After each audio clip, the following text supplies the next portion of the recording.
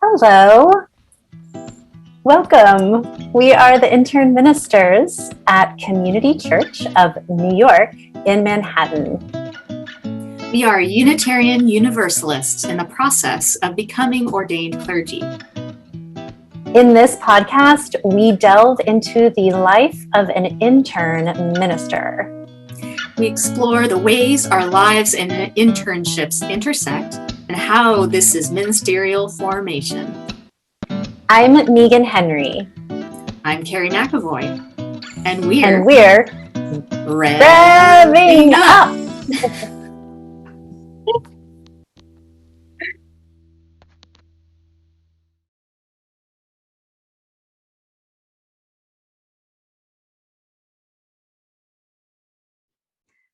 Hello, listeners and viewers. We're welcome back to Rev'ing Up. Welcome back, Meagan. We're so glad to have you with us and our community as well. Looking forward to this ongoing conversation on our Facebook group.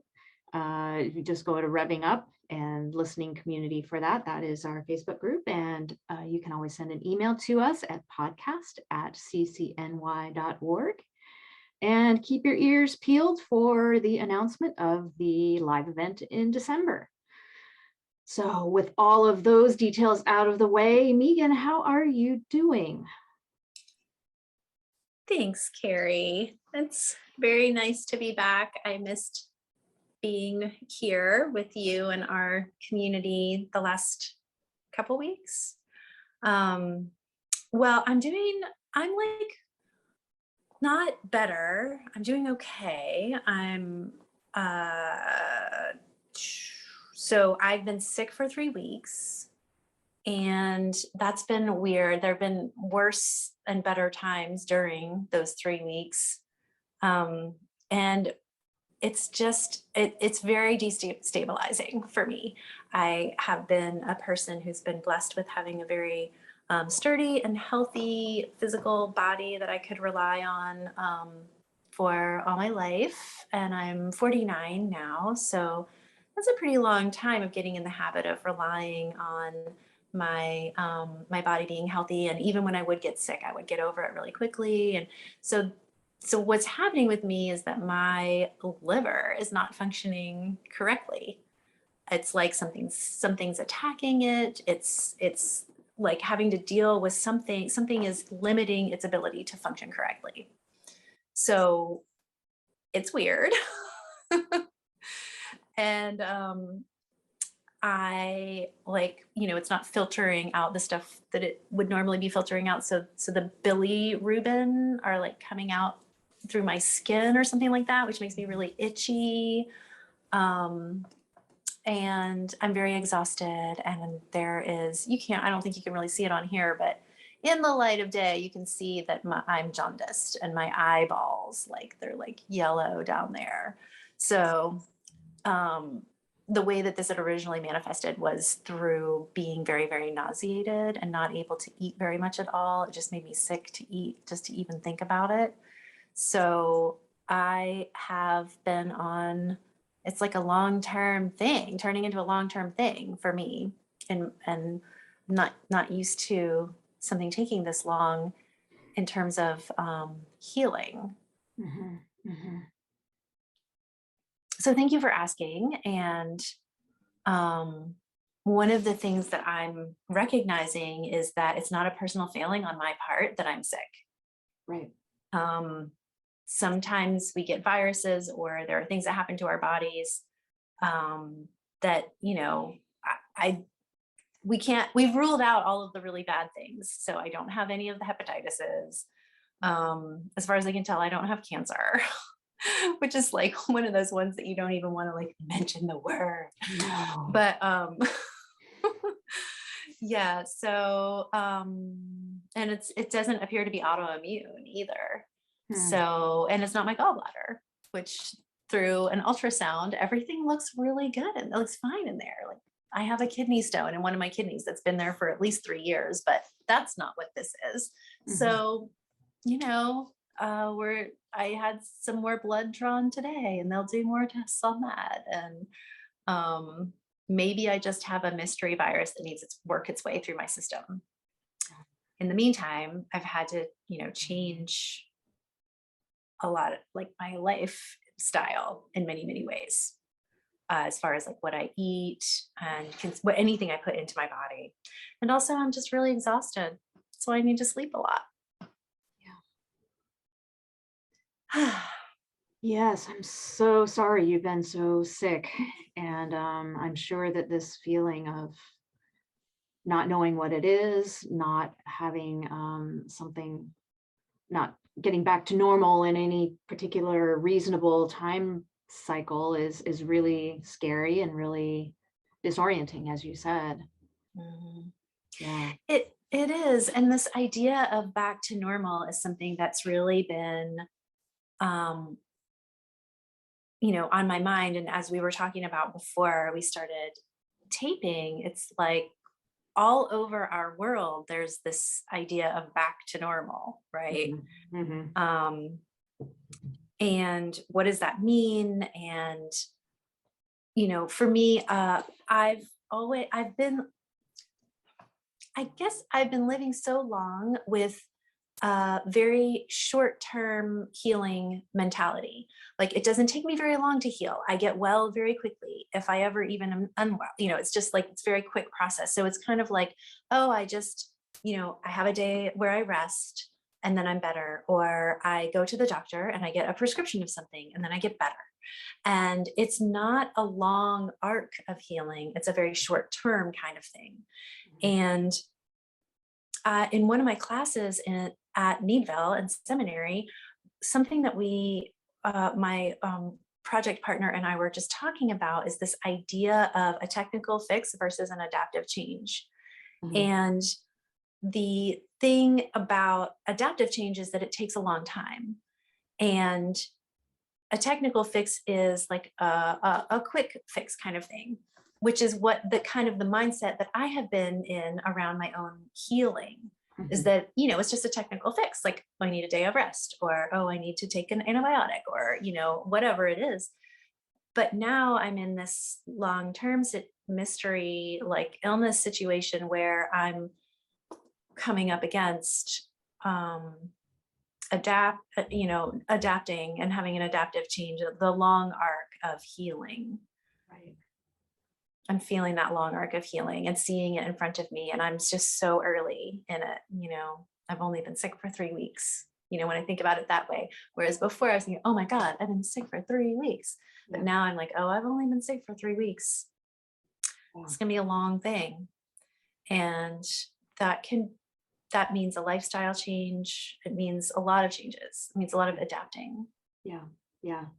That you're talking about how this is a long-term thing. It reminds me of when my husband died, and the healing process was not linear. It was nothing that I could fix in any short way. It's I had to settle in for the long haul, and knowing that I would always be dealing with it to some degree. So I think part of it is that change in mindset, where there's actually, in the short term, I think I can fight against something. It's like, okay, I just need to get power through this. And you don't really, you make some lifestyle changes in the short term, but then, it'll eventually go back to normal, and I can just live the way that I used to, which is why maybe some behavior changes don't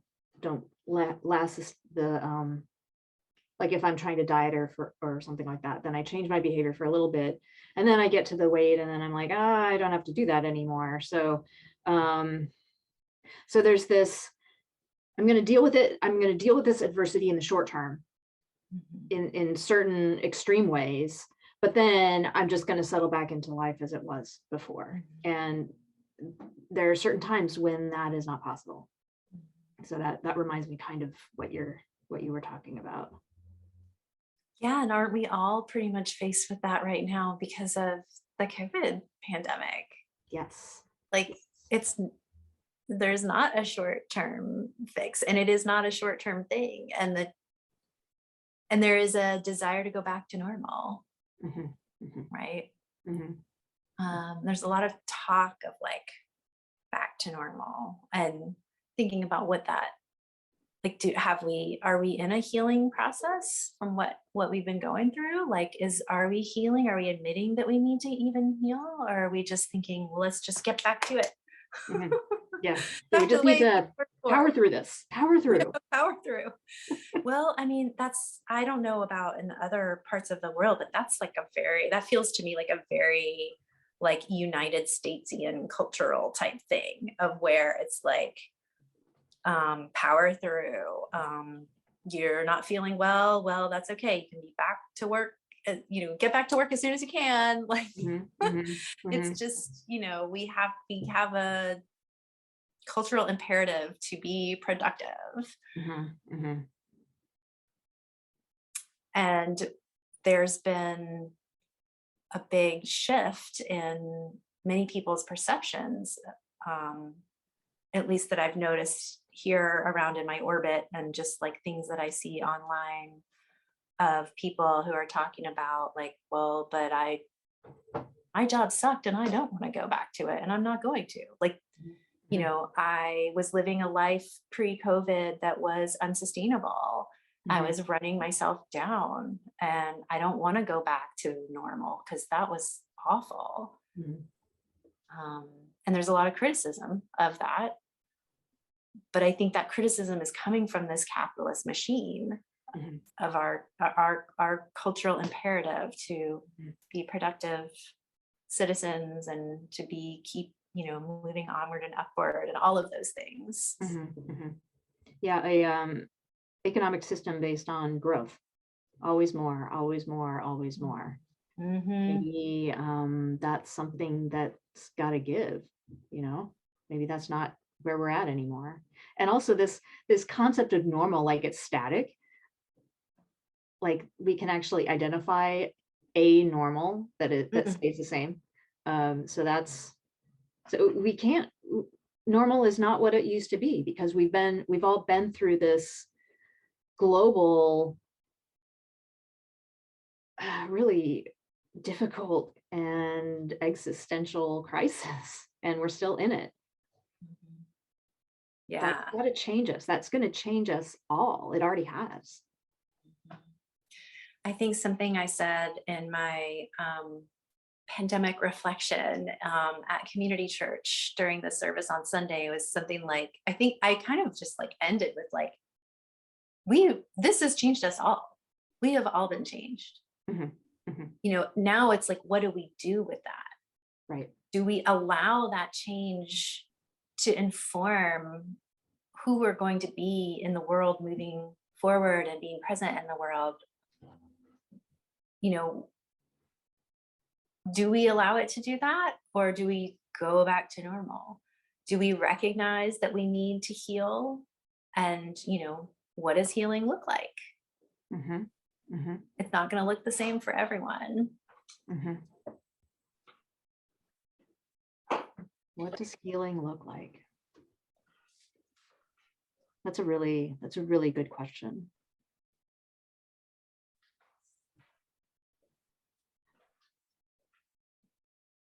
So, Carrie, Mhm. what does healing look like for you? Healing looks like for me, I mean, this answer is going to shift, it's nothing I can really pin down, but I'm at least where I'm at right now. I have been doing a lot of work about getting more connected with my body. The pandemic has forced me to slow down. I don't have the distractions of social events that I used to. I spend a lot more time alone, and as an introvert, that's not always that big of a deal, but it's been to a very extreme amount. So I really have needed to figure out how do I connect with my environment and be okay with that. Like being in my house, walking around the neighborhood, that is my life. And how can I be okay with that, grounded with that, not seeking more than that, appreciating when I get the opportunity to do more than that, and also how to reach out in this new environment I find myself in. So it's connecting with my spirit, connecting with my body, connecting with my mind, and really trying to integrate all of those things. And knowing that whatever experiences I'm having, whatever's around me right now is what is most important. Yeah, well, I really appreciate what you said about being present with what is, and as part of that healing process. And so for me, healing, gosh, this is a hard question for me right now. I'm trying to figure that out. What does healing look like for me? In some ways it is, I'm like, in an ideal world, I would be able to set aside all of my work and school obligations and be able to really focus all of my mind and my body and my spirit just on getting better. And since I don't live in that perfect world, and I haven't figured out a way to say no to everything, part of my healing process is just figuring out what things I can say no to, what things I can let go of, to create more space in my life, in my schedule, in my calendar, to be able to rest and to do some things that feed my spirit. Yoga and breathing and taking walks and going to look at art, going to a movie, things that just help me feel like a human that's living my life, that's not just going from task to task to task. So that's part of the healing process for me. And a big part of it, which actually became very clear during the worst parts of the pandemic, when we were all locked down and, isolated in our individual little units around the world. I found that for me, I'm a religious humanist, I think.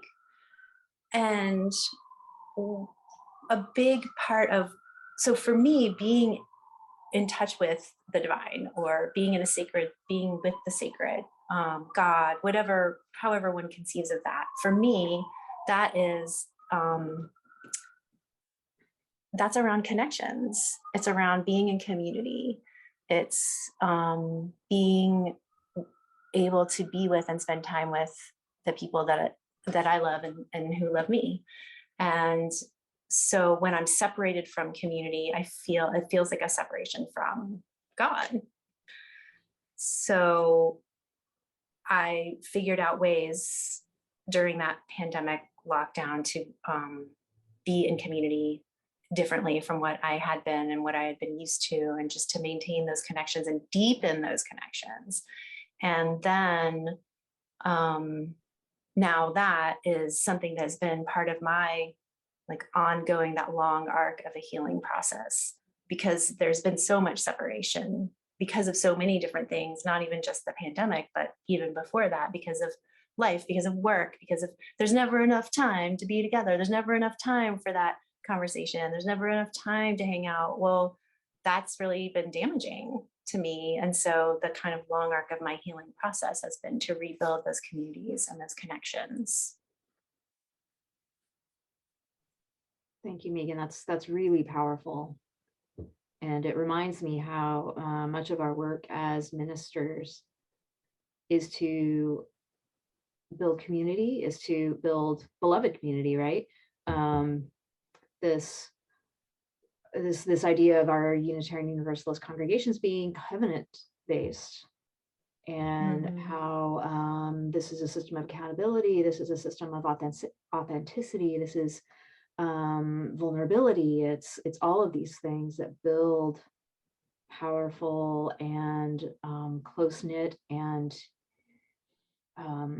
just communities that can change the world. And it starts in our homes, it starts in our congregations. And so it's really got me thinking about, what does healing look like in our communal spaces? Yeah, that's a great, I think, framing question to keep in mind as we do our ministry work, just thinking about that all the time. And how do we build those spaces that are those sacred spaces and places outside of the usual systems that we're engaged with in the larger cultural milieu. How do we create those sacred, special spaces and communities so that